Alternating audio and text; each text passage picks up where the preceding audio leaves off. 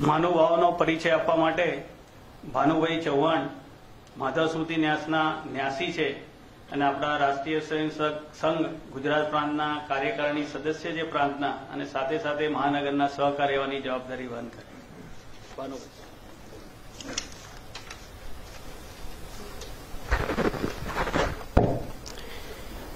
वैसे तो कल डिटेल में महानुभावों का परिचय हमको प्राप्त हो ही गया है, लेकिन परंपरा ऐसी रहती है कि एक बार फिर परिचय देना चाहिए. कल थोड़ा विस्तृत परिचय देता हूं. हमारी व्याख्यानमाला का क्रम जिनके मार्गदर्शन के कारण शुरू हुआ, वैसे हमारे माननीय सर कार्यवाह जी डॉक्टर मनमोहन जी वैद्य हमें आज व्याख्यान प्रदान करने वाले हैं. डॉक्टर मनमोहन जी गुजरात प्रांत के प्रांत प्रचारक रहे हैं और उसी वक्त ये परंपरा व्याख्यान माला की उनकी प्रेरणा से, उनके मार्गदर्शन अनुसार शुरू की. डॉक्टर मनमोहन जी ने न्यूक्लियर केमिस्ट्री में पीएचडी किया है.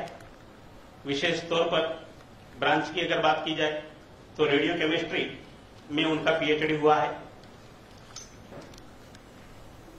अनेक विविध छोटी बड़ी जिम्मेवारियों का निर्वहन करते करते आज हमारे भारतवर्ष के स्तर पर सर कार्यवाह ऐसा दायित्व निभाते हुए हमको मार्गदर्शन कर रहे हैं. उनका लिखने का एक कौशल्य हमें उनके काफी कॉलम्स जो हम पढ़ते हैं इनमें से हमको प्राप्त होता है. खास करके हिंदुस्तान टाइम्स, इंडियन एक्सप्रेस, नव गुजरात, दैनिक जागरण ऐसे समाचार पत्रों में फ्रीक्वेंसी से उनके लेख हमको पढ़ने के लिए प्राप्त होते हैं. विदेश से, ब्रिटेन से जो निकलता है संडे गार्डियन, इनमें भी उनके काफी लेख हमको पढ़ने के लिए मिलते हैं. तो ऐसे एक विचक्षण व्यक्तित्व के धनी डॉक्टर मनमोहन जी वैद्य का पाथे हमको मिलने वाला है. उनका एक विशेष रुचि का जो विषय है, कल भी मैंने बताया था कि जो बोलते हैं जियो कल्चरल, भू सांस्कृतिक मुद्दे जो है उन पर उनका काफी अध्ययन है और स्पिरिचुअलिटी के बारे में भी उनकी एक जो सोच है वो हमको उनके अध्ययन में, लेखन में मिलती है देखने के लिए. तो आज ऐसे हमारे एक अखिल भारतीय अधिकारी का पाथे हमको मिलने जा रहा है. मैं उनका हृदय से ऋणी हूं. मंचस्थ दूसरे हमारे अधिकारी माननीय महेश भाई परीख, महानगर का दायित्व महानगर माननीय संघ चालक जी की जिम्मेदारी के साथ वो हमें मार्गदर्शन दे रहे हैं. हमारे ट्रस्ट पर उनकी विशेष प्रीति है. सदैव उनका मार्गदर्शन और सहयोग हमें प्राप्त होता रहता है. माधव स्मृति न्यास के प्रमुख ट्रस्टी श्री नंदूभाई पटेल, नंदूभाई भी संघ की व्यवस्था से जो साबरमती भाग है वो भाग के माननीय भाग संघ चालक जी के नाते दायित्व निभा रहे हैं. तो आज एक थोड़ा संक्षिप्त में परिचय दोहराया मैंने. आज हर्ष भाई को मैं निवेदन करूंगा आगे का कार्यक्रम के लिए. આપણી વચ્ચે વધુ સમય ને તો આપણે જેની માટે આવે છે સાંભળવા માટે માનનીય મનમોહનજીને આજના દિવસનું પાથે આપવા વિનંતી.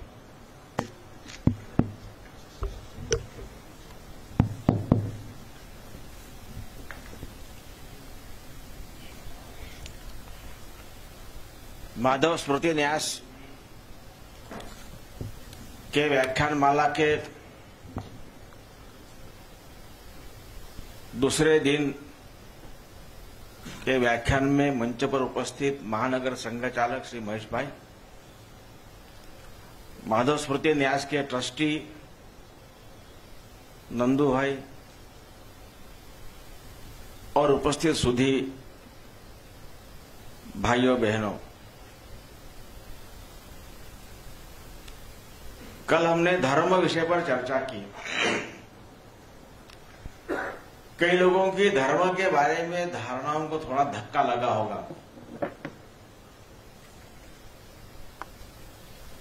कि पूजा करना, मंदिर में जाना वगैरह साधारणता धार्मिक व्यक्ति है, यानी क्या तो पूजा अर्चा करता है, बहुत मंदिर में जाता है कुछ, तो धार्मिक कृत्यों में जो रिलीजियस, जिसको एक शब्द अच्छा वास्तव में कर्मकांड है, इसमें जो समय अच्छा देता है वो धार्मिक, ऐसा कहने की हमारी मान्यता है कि धर्म वास्तव में वह है जो धारणा करता है। धर्म की असली व्याख्या है धारणात् धर्ममित्याहो धर्मो धारयते प्रजाः। कि मूल अर्थ कई बार भूल जाता है, उसको थोड़ा एक छोटा सीमित अर्थ हमारे यहां प्रचलन में प्राप्त हो जाता है। ऐसा होता है, कई शब्द ऐसे हैं। जैसे शब्द राष्ट्रीय है, साधारण राष्ट्रीय मतलब भौगोलिक अखिल भारतीय, ऐसा स्वरूप उसको प्राप्त हो गया है। मुझे एक दिल्ली में व्यक्ति मिले, उन्होंने कहा ये रमेश जी हमारे दिल्ली के एक वार्ड के भाजपा के अध्यक्ष हैं, आदेश गुप्ता जी दिल्ली राज्य के अध्यक्ष हैं, और जगत जी नड्डा ये राष्ट्रीय अध्यक्ष हैं। ऐसा कहने के प्रचलित है। मैंने कहा कि आपकी बात सही नहीं है, वो चौंक गए। उन्होंने बात तो ठीक ही कही थी। मैंने कहा वास्तविक क्या है कि रमेश जी एक वार्ड के भाजपा के अध्यक्ष है, ये बात सही है। आदेश गुप्ता दिल्ली राज्य के अध्यक्ष हैं, जगत जी नड्डा ये अखिल भारतीय अध्यक्ष है, और तीनों राष्ट्रीय है, ऐसा मैंने कहा। क्योंकि राष्ट्रीय शब्द गुणात्मक है। हम तो चाहते हैं कि प्रत्येक व्यक्ति राष्ट्रीय बने, इसलिए राष्ट्रीय स्वयंसेवक संघ है। 2019 पोलो ग्राउंड तक जाते समय मैंने जानकारी प्राप्त की, कई रिक्शा चालकों ने उनसे किराया नहीं लिया। राम कथा में जा रहे हैं क्या, तो फ्री सर्विस थी। मुझे आश्चर्य हुआ, मुझे लगा कि ये रिक्शा चालक, रिक्शा वाले कितने धार्मिक है। 3 महीने बाद मेरा यह भ्रम टूट गया। हुआ क्या, तो बड़ौदा में एक तो साइकिल रिक्शा वगैरह नहीं है, या तो ऑटो रिक्शा है या वहां की सिटी बस सर्विस है। अचानक बड़ौदा शहर के सिटी बस सर्विस का स्ट्राइक की घोषणा हो गई। तो लोगों को कहीं जाना है तो अब उनके पास एक ही माध्यम था। तब इन रिक्शा चालकों ने पैसेंजर से 3-3 गुना किराया लिया। यानी क्या हुआ, वास्तव में राम कथा तो आने वाले लोगों के तो मन में रिक्शा करना है, रिक्शा का किराया देना है, उसकी व्यवस्था वो करके आए थे।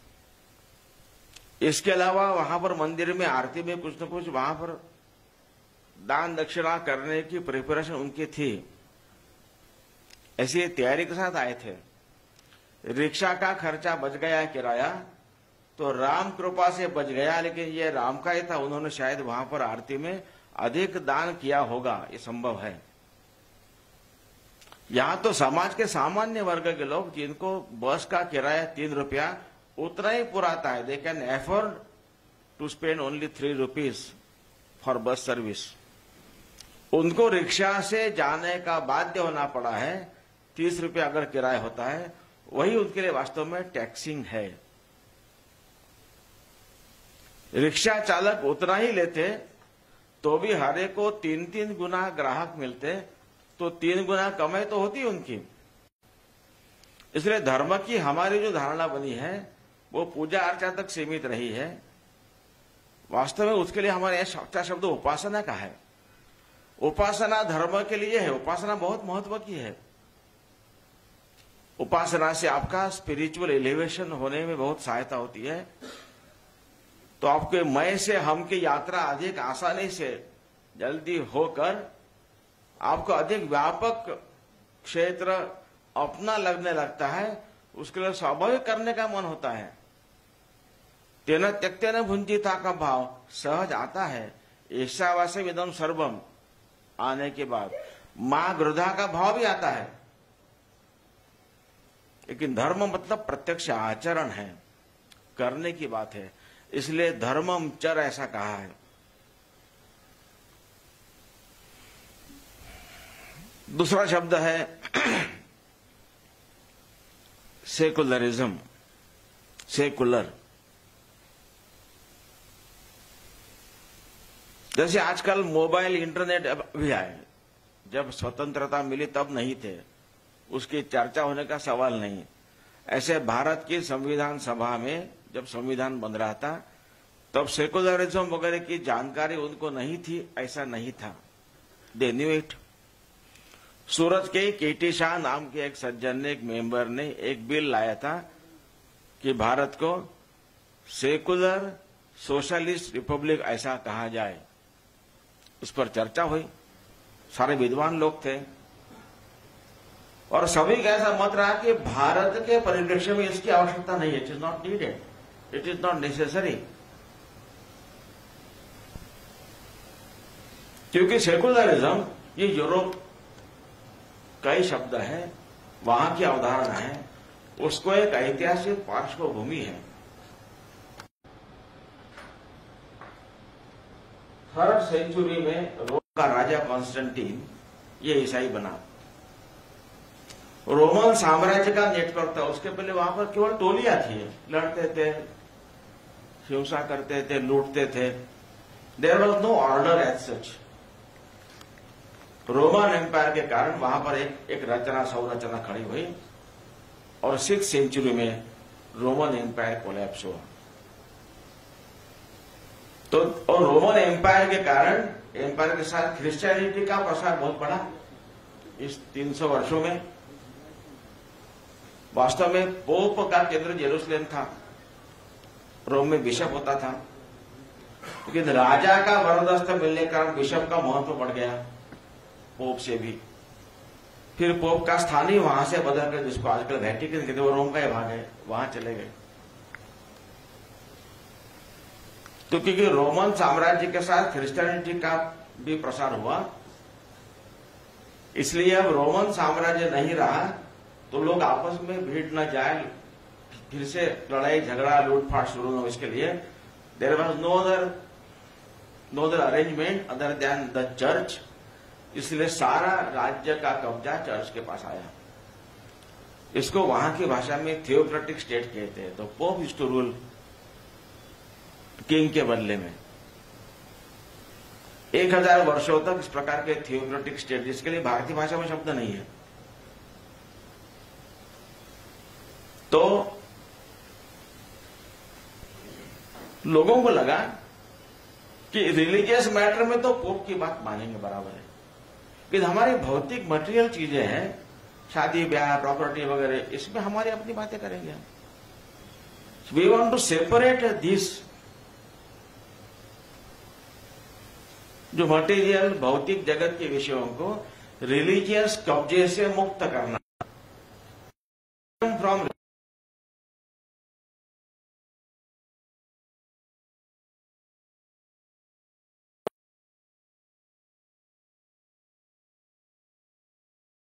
उसकी बात, इसके सेपरेशन को वहां पर जो मटेरियल चीजें थी, भौतिक विषयों को उन्होंने सेकुलर मैटर्स कहा। Religious matters and secular matters, इनको सेपरेट करने की जिन्होंने मान्यता दी, उन्होंने सेकुलरिज्म स्वीकार किया, ऐसा उसका अर्थ हुआ।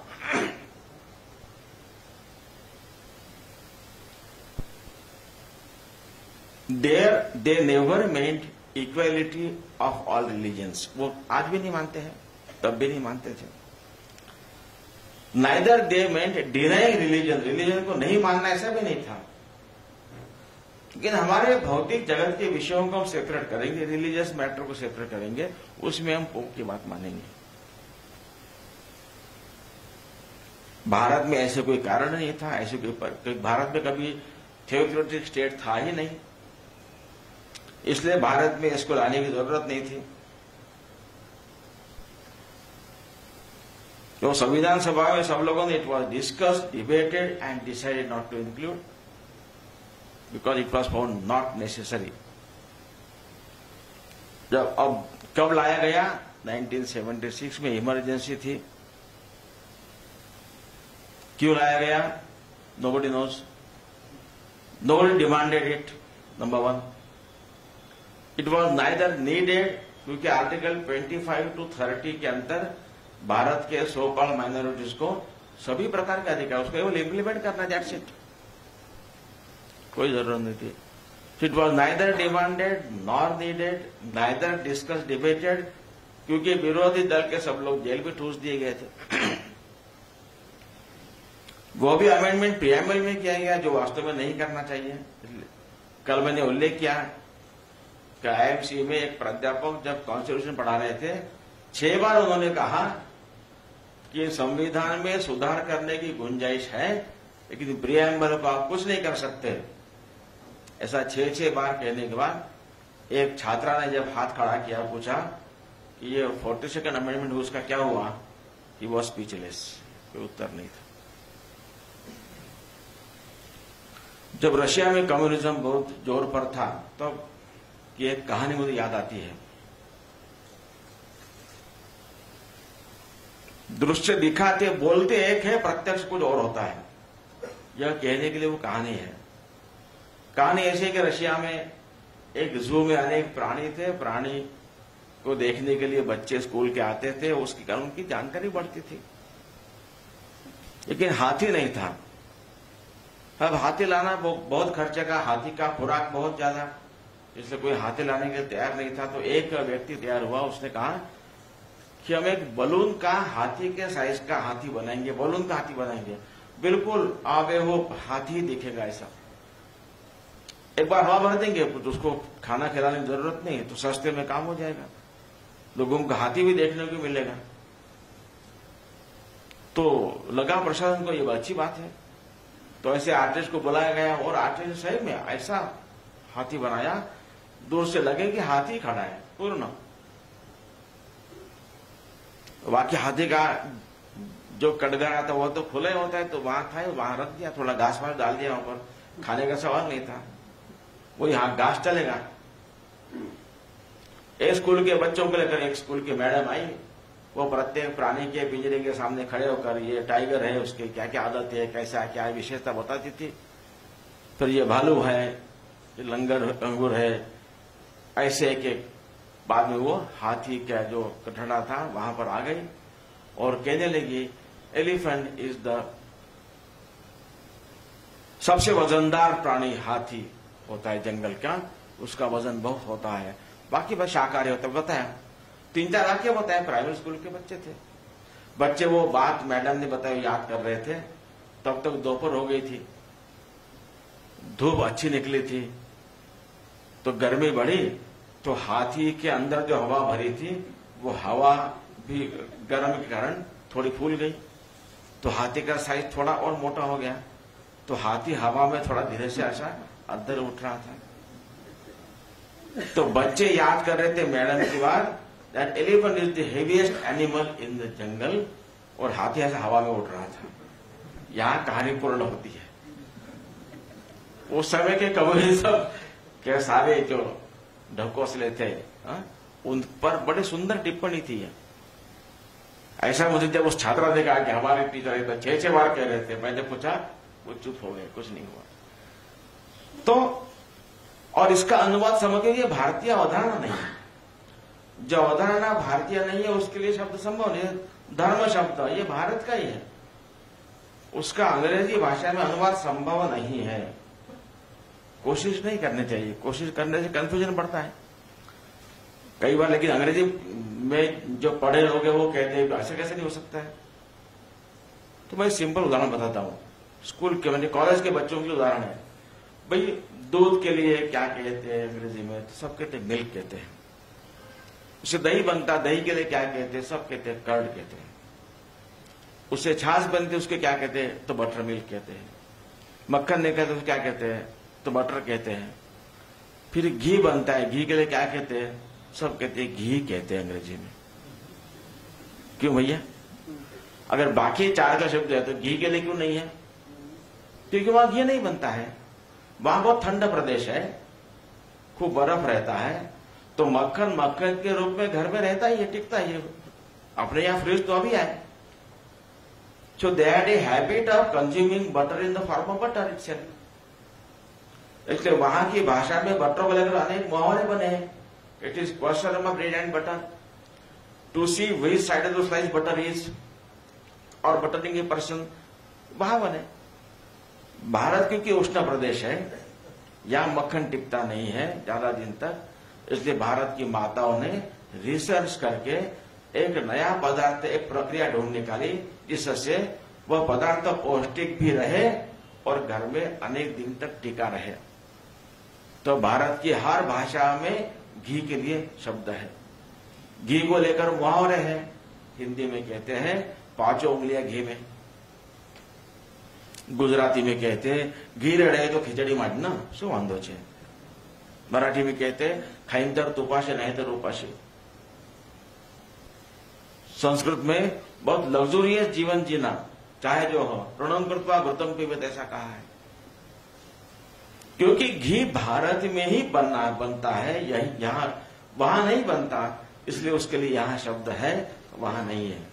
उसी तरह सेकुलरिज्म, लोग कहते हैं क्या, धर्मनिरपेक्षता, पंथ निरपेक्ष, सर्वधर्म समभाव, सब गलत है। इसलिए सेकुलर को अगर हिंदी में गुजराती में लिखना है तो सेकुलर ऐसा ही लिखना चाहिए, तो जल्दी समझ में आएगा।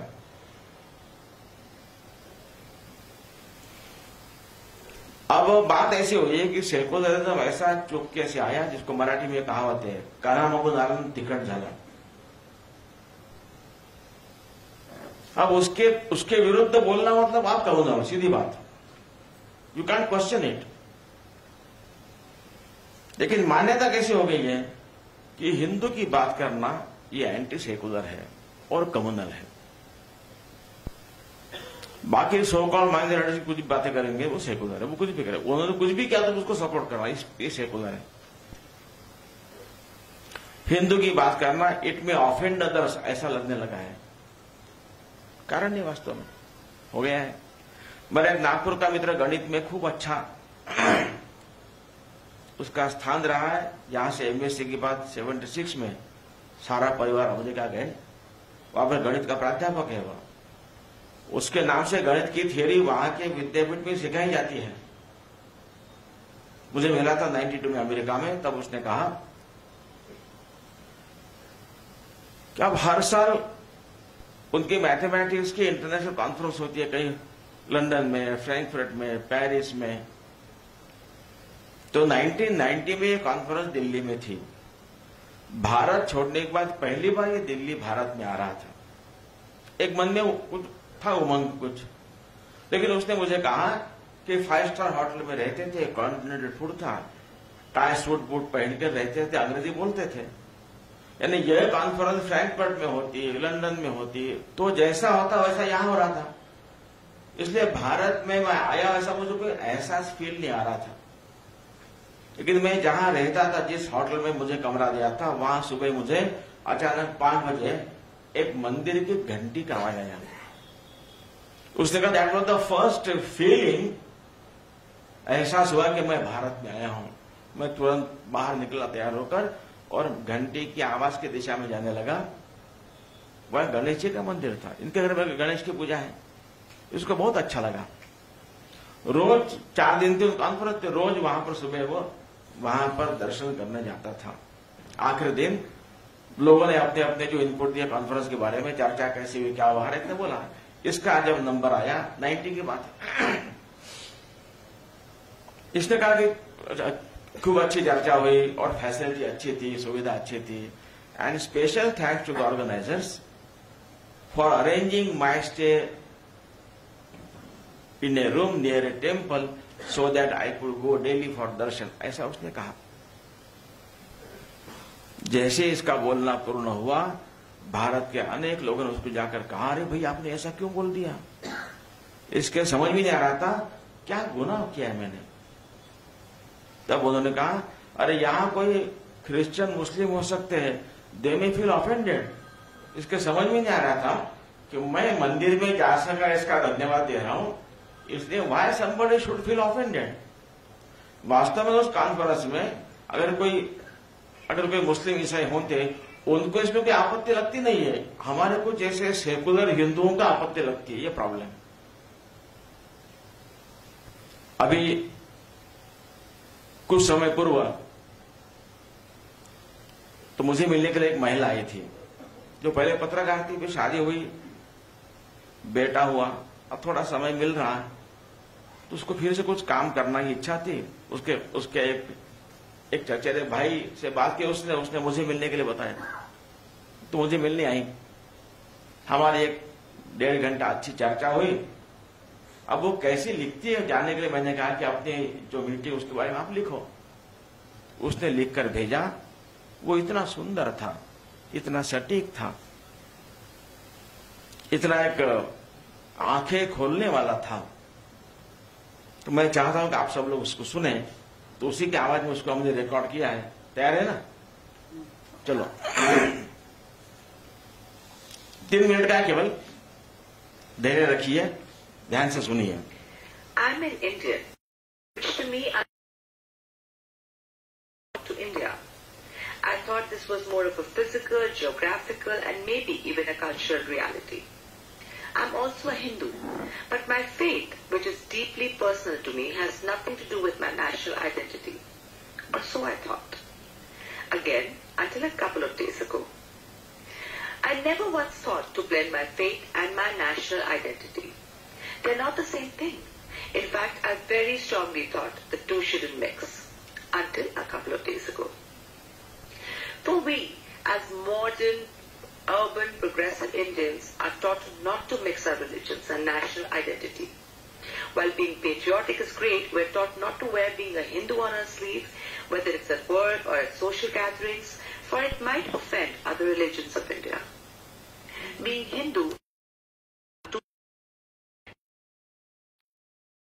mixing the two is looked at as being communal and marginalizing anyone who follows a different faith. India belongs to every faith equally, we are taught. India is a land of diverse cultures, we are taught. A couple of days ago, I had a conversation about this with Dr. Vaidya of the RSS. RSS, an organization that believes India should be a Hindu Rashtra, that strongly believes in propagating the Hindutva agenda, an organization that sees everyone in India through saffron-colored glasses. Or so I thought until this conversation a couple of days ago. It was only during this conversation that I realized how far from the truth was my knowledge of the subject. For the first time I heard and absorbed what it really means to be a Hindu and how it isn't at all far from being Indian or Bharatiya. In fact, they are the same thing. Hindutva is a way of life. It was a way of life in this region of the world much before religion existed. It was a way of life that continued to thrive much after religion divided this country into two. And it will be a way of life here despite the far-spreading business of religion today. Bharat or India is the seat of this way of life. The soul of this nation is this throbbing, thriving celebration of diversity. Being Hindu is celebrating this diversity and recognizing the underlying sameness in the glaring differences. Bharat goes way beyond the lines drawn on a map.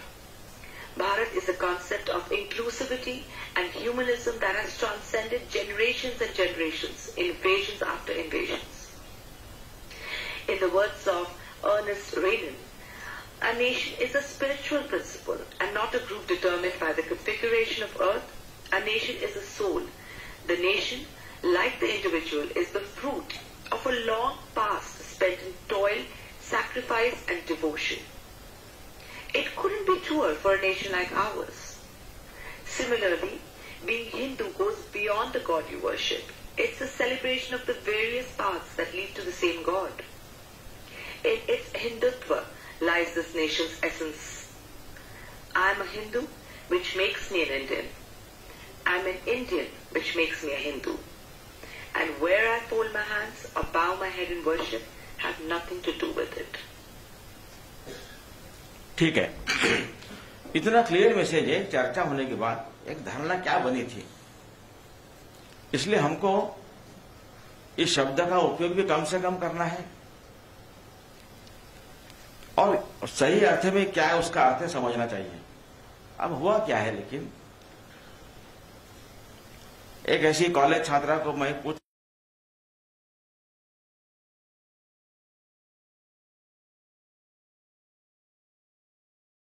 चर्चा होकर तय हुआ था कि नहीं स्वीकार करने का, क्यों लाया गया होगा, तो उसने कहा कि माइनॉरिटी अपीजमेंट को ढांकने के लिए, पर्दा लगाने के लिए इसको लाया गया, ऐसा उसने कहा। जो दृश्य देखते हैं उस पर से लगता है कि हाँ यह बात सही हो सकती है। या देश में कम्युनल पॉलिटिक्स शुरू करने के लिए सेकुलरिज्म नाम से लाया होगा। ये क्या हो गया है कि किसी दरगाह में जाकर चादर चढ़ाकर कोई नेता आता है तो that is termed as a secular act, general ऐसा ध्यान में आता है। लेकिन किसी मंदिर के प्राण प्रतिष्ठा में कोई जाता है नेता, ये कम्युनल एक्ट लगता है उनको। ओवैसी के साथ स्टेज शेयर करना ये सेकुलर एक्ट लगता है। योगी जी के साथ स्टेज अगर शेयर किया तो कम्युनल बन जाते हैं। मनमोहन सिंह हमारे देश के प्रधानमंत्री थे, उन्होंने कहा था कि भारत के रिसोर्सेस पर यहां के माइनॉरिटीज का, पर्टिकुलरली मुसलमानों का पहला अधिकार है। इतना घोर कम्युनल वाक्य, लेकिन ये सबसे बड़ा सेकुलर वाक्य कहा जाता है। यानी कैसे क्या स्थिति अपनी हो रही है। ऐसे बहुत किस्से आपको भी, आप भी जानते होंगे। अर्थ किसी को पता नहीं है। अभी गत कुछ 10-15 वर्षों से मैं जितने लोगों से मिलता हूं, मैं उनको प्रश्न पूछता हूं कि क्या आप सेकुलर हो, तो जल्दी उत्तर नहीं दे पाते हैं। फिर वो कहते सेकुलर का अर्थ ऐसा होगा, तो मैं दो तुम्हारा अर्थ होगा, हाँ या ना। हाँ है तो क्यों हो, नहीं तो क्यों नहीं।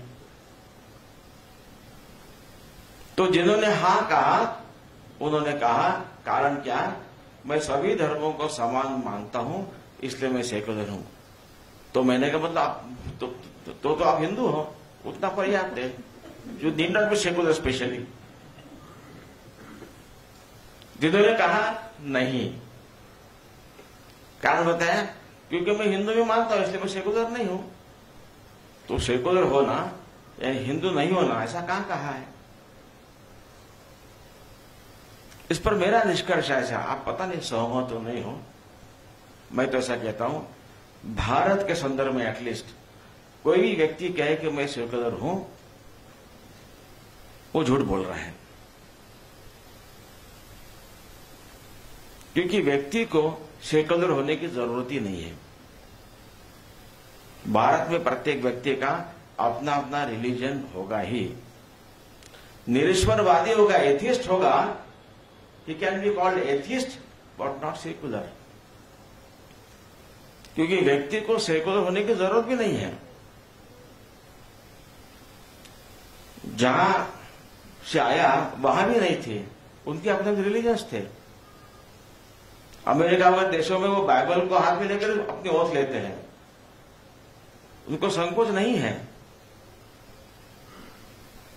हर एक का अपना रिलीजन होगा, तंत्र है, सिस्टम है, स्टेट अपरेटस है, दैट शुड बी सेकुलर, ये कल्पना है। जैसे गुजरात स्टेट ट्रांसपोर्ट कॉर्पोरेशन है, वो सेकुलर होना अपेक्षित है ताकि उसमें चढ़ने वाले जो पैसेंजर्स हैं उनके साथ जाति, उनका रिलीजन के आधार पर भेदभाव नहीं होगा। Special concession can be given to children, old people, disabled people, कई महिलाओं के लिए हो सकता है। इसके लिए ये स्टेट ट्रांसपोर्ट कॉर्पोरेशन के चेयरमैन को सेकुलर होने की जरूरत नहीं है। उसका अपना रिलीजन होगा, स्वामीनारायण मानता है तो यहां तिलक लगाएगा, उसके ऑफिस में उसका फोटो होगा, क्या आपत्ति है? इससे वो कम्युनल नहीं बनता है। बस का ड्राइवर कंडक्टर उसने सेकुलर होने की जरूरत नहीं है, उसकी अपने अपने इष्ट देवता होगी। अनेक ड्राइवर बस को शुरू करने के पहले अपने इष्ट देवता को नमन प्रणाम करके शुरू करते हैं, बस शुरू करते हैं। वहां उनके फोटो देवी का, गणेश जी का, साईं बाबा का, जो भी फोटो रहता है वहां पर, उसको छूट है। यानी तो सिस्टम जो अपनी है, राज्य व्यवस्था है, मानो आपने लाया ही है, लाने की जरूरत, क्योंकि भारत में पहले से राज्य व्यवस्था लोगों के व्यक्तिगत रिलीजन मैटर में दखल देती नहीं थी। भारत से बाहर से आए हुए लोग, पारसी आए, जूस आए, जूस 2nd सेंचुरी में आए, पारसी 6th सेंचुरी में आए, जो ज्यादातर मुंबई में ज्यादा थे, पारसी ज्यादातर गुजरात में आए, सीरियन क्रिश्चियन 8th सेंचुरी में केरल में आए। वहां के राजा अलग अलग थे, वहां के लोगों की भाषा अलग अलग थी, वहां के लोगों की अपनी अपनी देवता अलग अलग थी, लेकिन एथनिकली, रिलीजियसली, लिंग्विस्टिकली एलियन लोग अपने यहां आए हैं, कम संख्या में आए हैं। सबको समान ट्रीटमेंट मिली, सम्मान मिला, अपने अपनी पूजा रिलीजन को फॉलो करने का सबको अधिकार मिला, अपने अपने पूजा स्थल खड़े करने का उनको स्वातंत्र मिला। कॉमन क्या था? कॉमन कुछ नहीं था। कॉमन वही था, Hindutva was the common thing. इसलिए यहां के राजा ने कभी किसी के रिलीजियस मैटर में दखल नहीं दी थी, इसलिए यहां पर सेकुलरिज्म की जरूरत नहीं थी। यहां के लोगों ने इसको लाकर राज्य प्रेफरेंशियली कुछ रिलीजियंस के बीच में ज्यादा दखल देने लगे। वास्तव में अगर आपको सही में सेकुलर का अर्थ है तो डिफाइन करना चाहिए अपने संविधान में। संविधान के जानकार लोगों ने मुझे जो बताया है कि सेकुलर शब्द का और माइनॉरिटी का संविधान में उनकी व्याख्या ही नहीं की है, चल पड़े शब्द वास्तव में। तो इसलिए अगर सही में अब आपने शब्द डाला ही है तो स्टेट को सही में सेकुलर करना है, उसका आचरण वैसा होना चाहिए। तो केवल मंदिरों पर कब्जा करना सरकार का ये गलत है। या तो सभी रिलीजियंस के संस्थानों के संपत्ति का उन्होंने अधिकार जमा कर उसका हिसाब रखना चाहिए, ठीक उपयोग करना चाहिए, क्या जनता को छोड़ देना चाहिए, उनको करने दो, लेट देम डिसाइड। वो ठीक करते कि नहीं वो देखो, अपने हाथ में लेने की जरूरत नहीं है। शिक्षा है तो सो कॉल्ड माइनॉरिटीज द्वारा चलने वाले संस्थानों में जिनमें अधिकतर छात्र तो सो कॉल्ड मेजॉरिटी की अब तक व्याख्या नहीं हुई है, सो कॉल्ड मेजॉरिटी के छात्र पढ़ते हैं, वहां पर उनके रिलीजन की शिक्षा देने का प्रावधान है, बाकी लोगों क्यों नहीं है? उसमें आप दखल क्यों करते हो? Let them do it. अभिभावक तय करेंगे कि मेरे बालक को मुझे कहां डालना है। स्कॉलरशिप्स है, सब्सिडीज है, हज की सब्सिडी है। किसी भी मुस्लिम कंट्री में हज को सब्सिडी नहीं मिलती, क्योंकि इस्लामिक स्कॉलर्स ने कहा है कि अपने खुद के पैसे बचाकर उसके द्वारा की हज यात्रा ही कबूल होती है, बाकी नहीं कबूल होती है। तो हज को सब्सिडी देना केवल ये सेकुलर स्टेट का भी काम नहीं है, it is not Islamic also, लेकिन हो रहा है अंडर सेकुलरिज्म। तो इन सारी बातों पर एक बार विचार होना चाहिए कि सही में उसका अर्थ है कि व्याख्या तय की जाए। And the state government should treat everybody at par, state apparatus, and should not discriminate on the basis of religions to anybody। ये वास्तव में होना चाहिए, लेकिन ऐसा नहीं है। मुझे एक थोड़ी लंबी बात करूंगा, लेकिन बात को समझने के लिए क्या गड़बड़ हुई अपने यहां। तो भारत के स्वतंत्र भारत का ध्वज कैसा होना चाहिए, इसके एक प्रक्रिया का इतिहास है। सबसे पहला मॉडल बनाया सिस्टर निवेदिता ने 1905 में। उसने वज्र चिन्ह लिया। दधीचि ऋषि की कहानी बताई कि purity of life, sacrifice and strength, तीनों का प्रतीक वज्र चिन्ह है।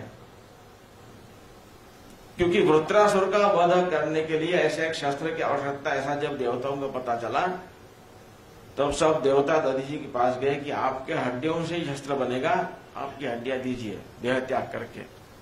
तब दधीचि ने कहा, वृत्रासुर ने मारे हुए राक्षसों की हड्डियों के ढेर पड़े, वहां से बना लो। तो कहा नहीं, जिसका जीवन अत्यंत शुद्ध है और जो स्वेच्छा से देह त्याग करेगा उसी की हड्डी में से बनेगा। इसलिए आज भारत को इसकी आवश्यकता है, sacrifice, purity of life and strength. फिर वो अपने फ्रेंड को लिखती है इसका वर्णन करने के बाद, that unfortunately we had a Chinese war flag as model in front of us, so we made it black on red. रंग ही चुने गए, काले लाल कपड़े पर काला चिन्ह, क्योंकि चाइना का फ्लैग उनके सामने था। आगे वो लिखती है निवेदिता, मार्गरेट नोबल, जो मूल भारत की नहीं थी, वो लिखती है, but this does not appeal to Indians, so next one is to be yellow on saffron. तो भगवे रंग के कपड़े पर पीले रंग का वज्र चिन्ह, ऐसा ध्वज 1906 के कांग्रेस अधिवेशन में डिस्प्ले किया गया। ये पहला नमूना था। फिर मैडम कामाने वगैरह कुछ आए और बाद में 1921 में गांधी जी के आह्वान पर हिंदू मुस्लिम यूनिटी दिखाने वाला ध्वज चाहिए, तो आंध्र के वेंकैया नाम के एक युवक ने लाल हरा जोड़कर एक ध्वज दिया।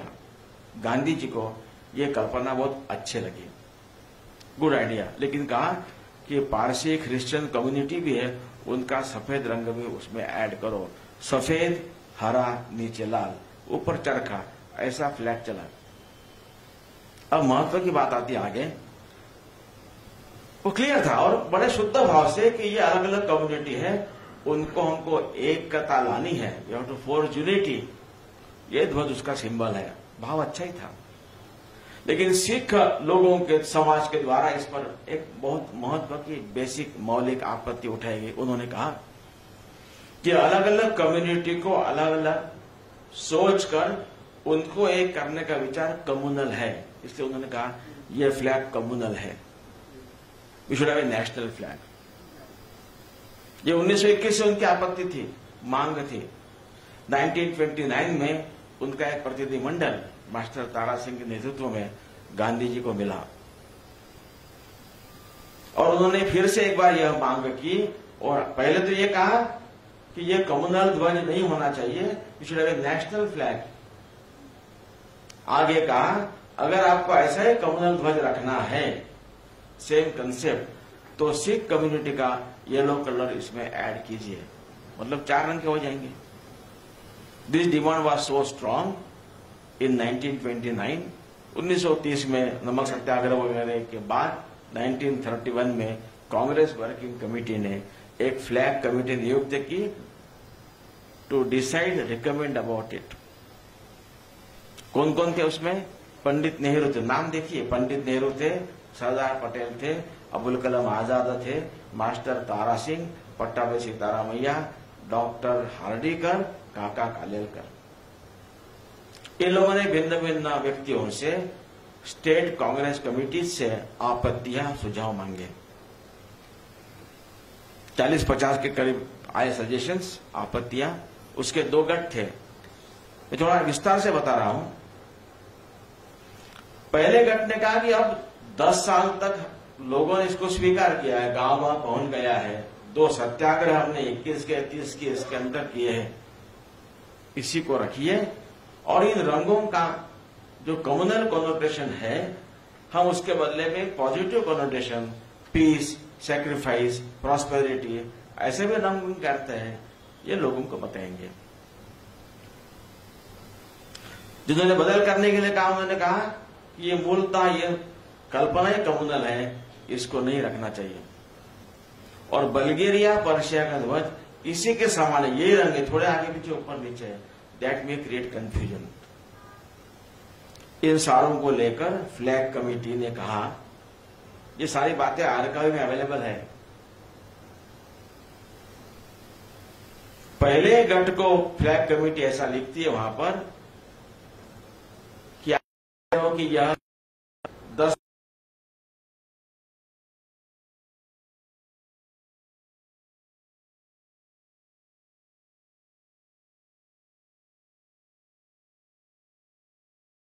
ऐसा लिखा है। आगे कहा कि कम्युनल कॉन्सेंट्रेशन को बदलकर हम अच्छे कुछ पॉजिटिव कॉन्सेंट्रेशन बताने का प्रयत्न करेंगे तो भी जो डीपर कम्युनल कॉन्सेंट्रेशन रंगों का अर्थ गया है वो नहीं जाएगा, ऐसा फ्लैग कमेटी लिखती है। लिखकर वो कहते हैं, आगे का उनका, मैं अभी शब्दशः वर्बेटम कह रहा हूं, वो लिखते हैं, it was decided that our flag should be artistic, distinct and non communal. यानी ये कम्युनल है, इसको उन्होंने स्वीकार कर लिया, और नॉन कम्युनल होना चाहिए, ऐसा उनका पहला वाक्य है। Second sentence is it was decided unanimously, लिखा है that it should be of one single colour. आगे लिखते हैं, if there is a colour that is more distinct than another, one that is more acceptable to the Indians as a whole, and one that is associated with this ancient country by long tradition, it is the saffron Kesari colour. तो saffron Kesari colour के rectangular flag में नीले रंग का चरखा होना चाहिए, ऐसा उनका यूनानिमस रिकमेंडेशन था। मैं जब कह रहा हूं तब मेरा कहना यह नहीं कि हमको ध्वज बदलना है। भारत के संविधान ने जो हम राष्ट्रध्वज स्वीकार किया है, ट्राई कलर, वो हमारा ध्वज है, उसकी रक्षा करना, सम्मान करना प्रत्येक का कर्तव्य है। मैं यह नहीं कह रहा हूं, कई बार नहीं तो पत्रकार लोग बैठे थे, जरा उसमें से कुछ नया निकालेंगे, कंट्रोवर्सी, आरएसएस ऐसा चाहता है, ऐसा बिल्कुल नहीं। लेकिन थॉट प्रोसेस, मेरा कहने का मतलब क्या है कि जिस प्रकार के विचार प्रक्रिया को फ्लैग कमेटी ने स्वीकार किया, ये कम्युनल थॉट है, ये नॉन कम्युनल होना चाहिए, ऐसा कहा था। आज ध्यान में क्या आता है, उस समय जो कम्युनल जिसको सब लोगों ने कहा था, वह सेकुलर बनकर बड़ा प्रतिष्ठित हो गया है। और जो नेशनल था, जैसे भगवा रंग नेशनल था, वो आज कम्युनल हो गया है। उस समय वंदे मातरम नेशनल था, आज कम्युनल हो गया है। उस समय राम राज्य की बात करना नेशनल था, आज कम्युनल हो गया है। गोहत्या प्रतिबंध की बात करना उस समय नेशनल था, आज कम्युनल हो गया है। ये जो पैराडाइम शिफ्ट हो गया है, इसके मूल में इन दो शब्दों के ठीक अर्थ न समझने से है। अब धर्म की बात करना कम्युनल हो गया, और सेकुलर जिसका कोई अर्थ किसी को पता ही नहीं है, वो बाहर से आकर बैठ गया है, उसकी खूब चर्चा हो रही है। इसलिए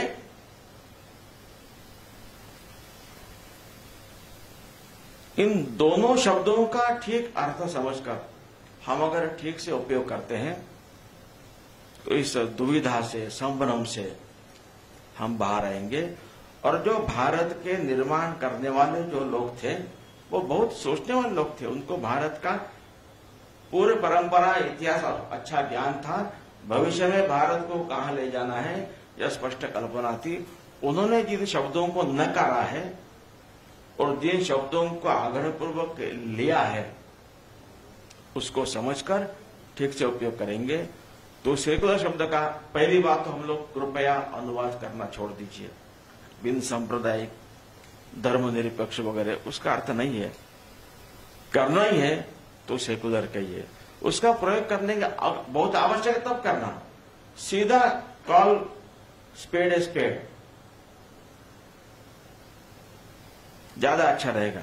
और धर्म की अवधारणा को समझना चाहिए, उसको रिलीजन के सीमित अर्थ से बाहर निकालना चाहिए।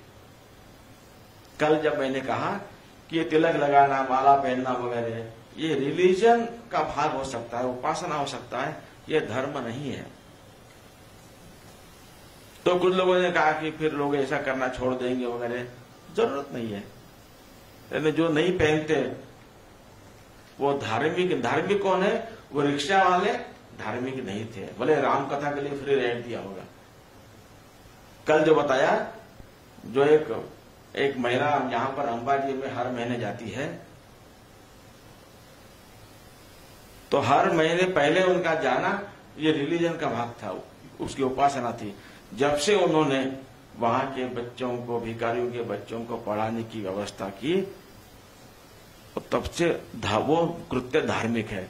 जाना ये रिलीजियस एक्ट है, ये उपासना का भाग है। डाकोर जाते लोग पैदल जाएंगे, चप्पल नहीं पहनेंगे वगैरह, तरह तरह के, उसमें कोई दिक्कत नहीं है।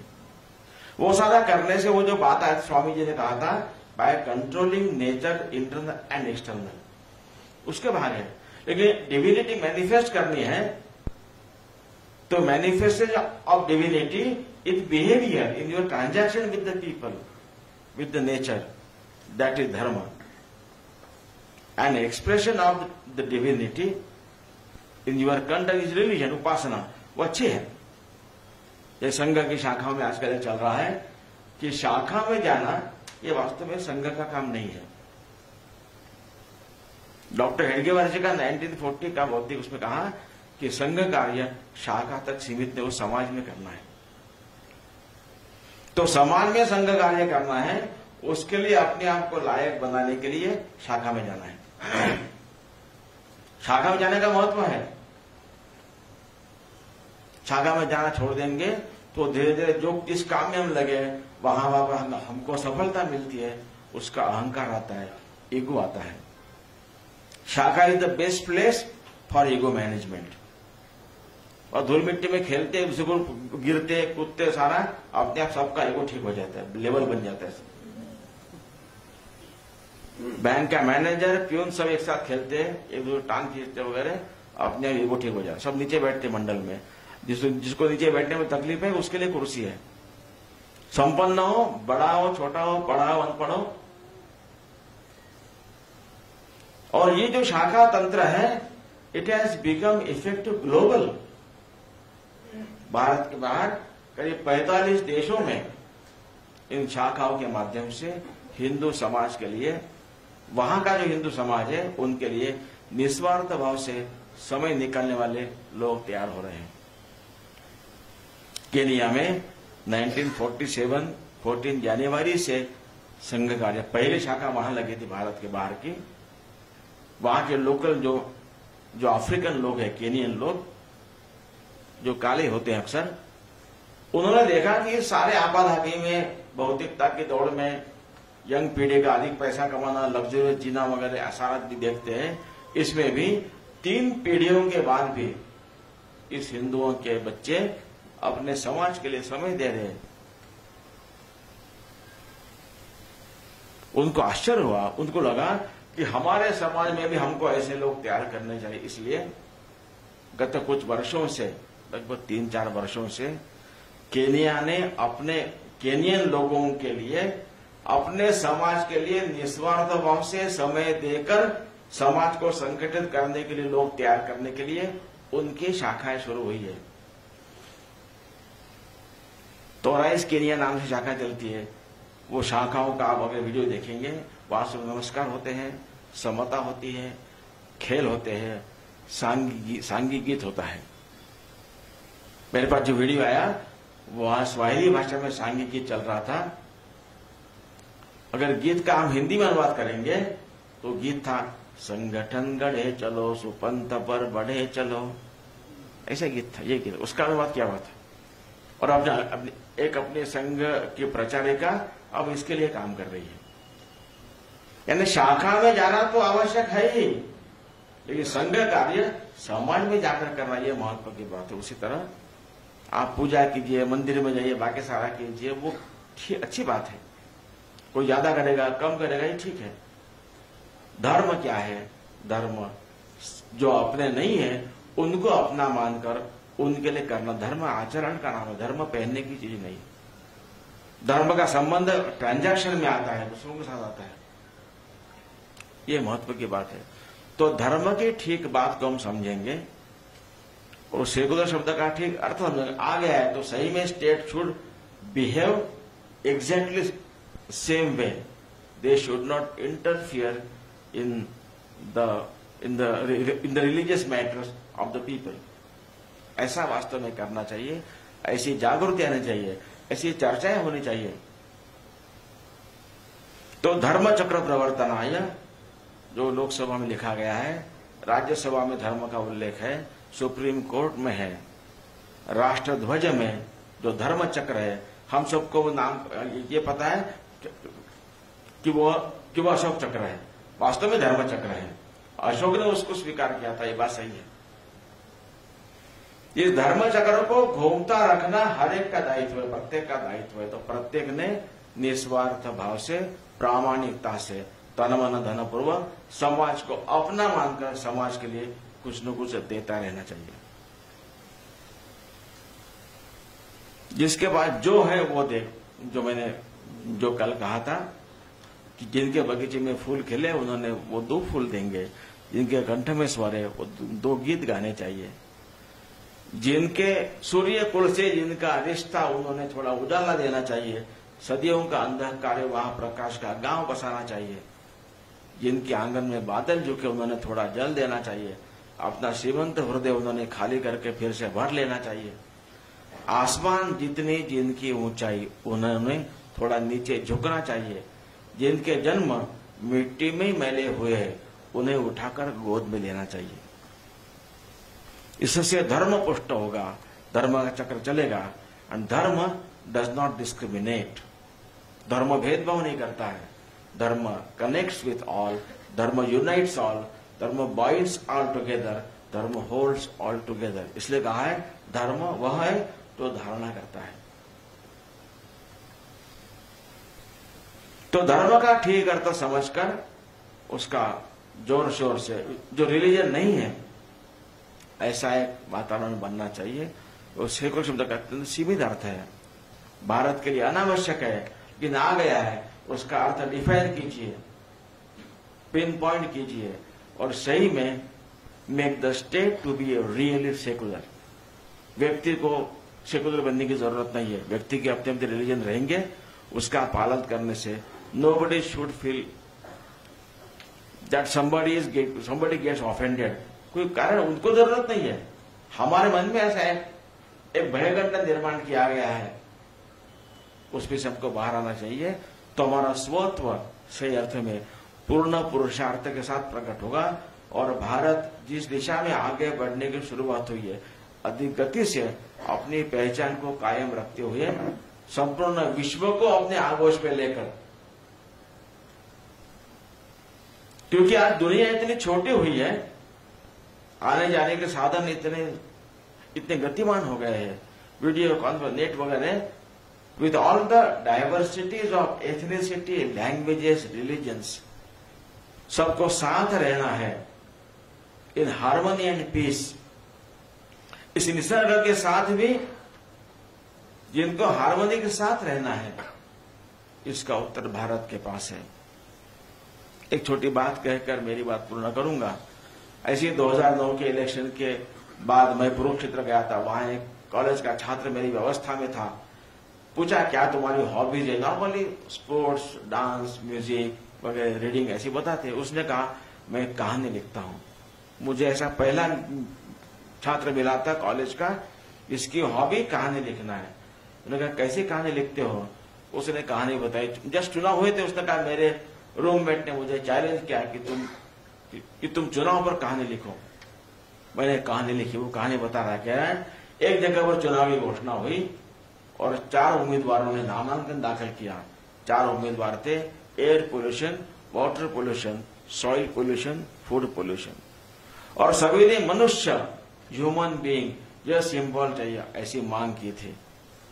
चुनाव अधिकारी के सामने बातें आई, उनको लगा बाकी फॉर्म ठीक है, लेकिन सभी का चिन्ह एक तो नहीं होगा, एक को मिलेगा, बाकी को किसी को पेड़, घोड़ा, ऐसा कुछ लेना पड़ेगा। 4 को बुलाता है, ऐसे कहानी भी लिखता है। और कहा कि एक को मिलेगा मनुष्य सिंबल। किसको मिलेगा? जो अपने बाजू जोरदार रखेगा कन्विंसिंगली, उसको दूंगा, बाकी को अन्य कोई चिन्ह लेने पड़ेंगे।